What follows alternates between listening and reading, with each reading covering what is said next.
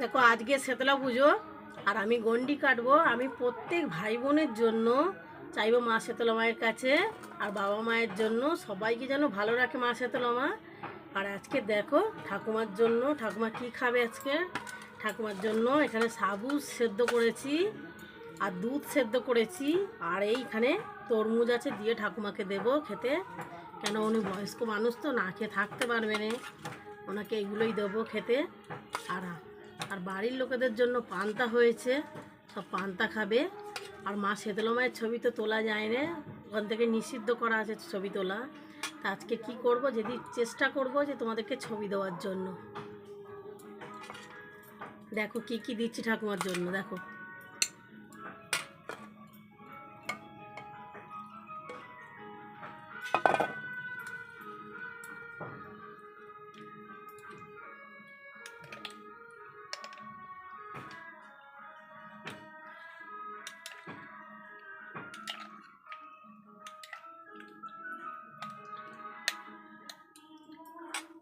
ঠাকুমা নাও।